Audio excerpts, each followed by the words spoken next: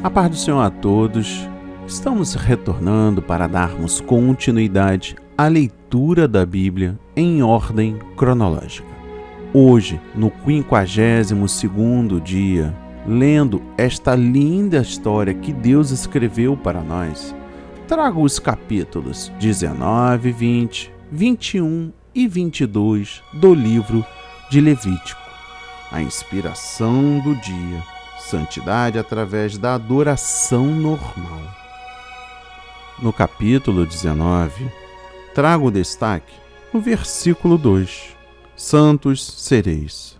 O povo de Deus precisa ser semelhante a Ele. Por isso Ele conclama a manifestar e expressar sua natureza divina pela separação dos costumes ímpios dos povos em derredor e pelo serviço a Ele em amor e retidão.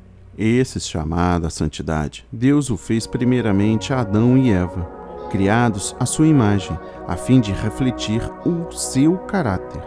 Toda geração de crentes deve constituir de imitadores de Deus, e santos sereis, porque eu, o Senhor vosso Deus, sou santo. No versículo 18, amarás o teu próximo. O próximo refere-se a qualquer pessoa com quem temos algum contato, e não apenas alguém que mora perto de nós. Este mandamento, que regulava a maneira de Israel tratar os outros, foi criado por Cristo, por Paulo e por Tiago. Os versículos 19 e 18 descrevem maneiras práticas de demonstrarmos um amor e solitude ao nosso próximo. No versículo 19, de diversos estofos misturados. Algumas das leis de Levítico eram aplicáveis somente a Israel, segundo o Velho Concerto, ao passo que outras ainda são aplicáveis ao crente no Novo Concerto. No tocante às primeiras, algumas foram dadas visando evitar que os israelitas se envolvessem em práticas pagãs dos povos vizinhos. Por exemplo, a proibição quanto ao uso de diferentes tipos de tecido no vestuário pode ter sido pelo fato dos sacerdotes pagãos praticarem feitiçaria, mesclando diferentes tipos de tecido nas suas roupas. O versículo como um todo fala do princípio da pureza livre de mistura. No versículo 31, adivinhadores e encantadores. Esta expressão refere-se ao médium ou espíritas que alegavam entrar em contato com os mortos para obter conhecimentos proféticos. Todo aquele que transgride os mandamentos de Deus, buscando os espíritas, está, na realidade, envolvendo-se com Satanás e os demônios. No versículo 34, amá-lo-eis como a vós mesmos. Amar o próximo inclui amar os estranhos, os forasteiros e residentes estrangeiros, que vêm morar onde vivemos. Jesus destaca a mesma coisa na parábola do bom samaritano. O próprio Deus amava o seu povo quando eram estrangeiros e requer que façamos o mesmo. Deus quer abençoar todas as nações do mundo. No capítulo 21, destaca o versículo 1, os sacerdotes. O capítulo 21 trata das qualificações e dos altos padrões para aqueles que serviriam como ministro do povo de Deus.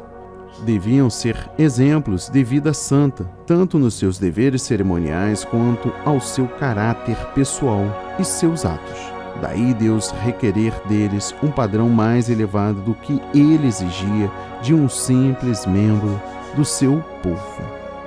No versículo 6, santos serão a seu Deus.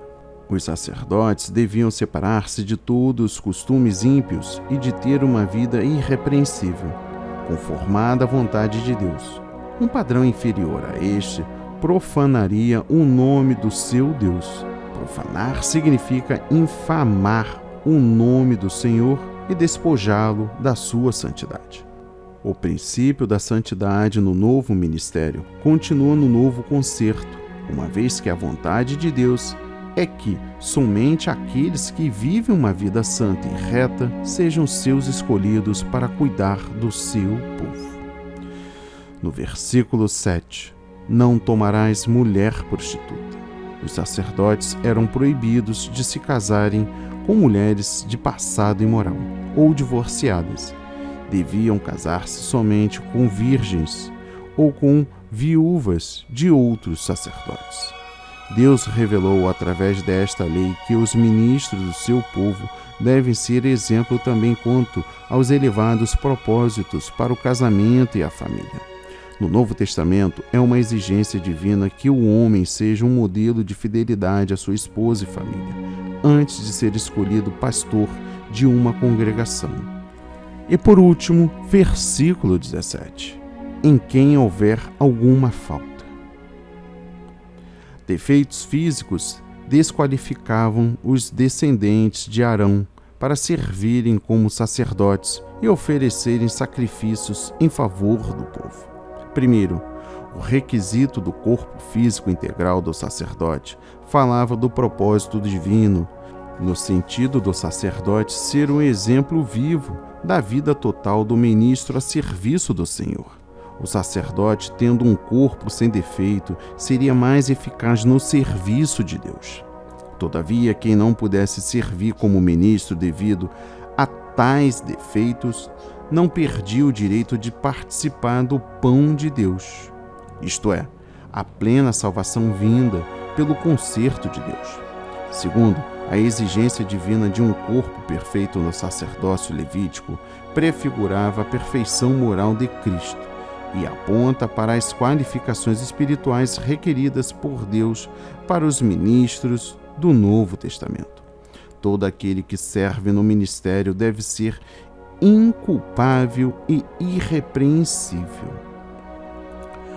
Que a palavra de hoje toque o seu coração, transforme a sua vida em nome de Jesus. Não deixe de ler a Bíblia. Faz parte da nossa vida.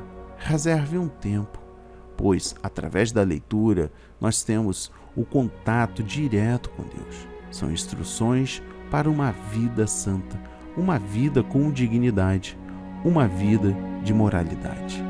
Amém e graças a Deus.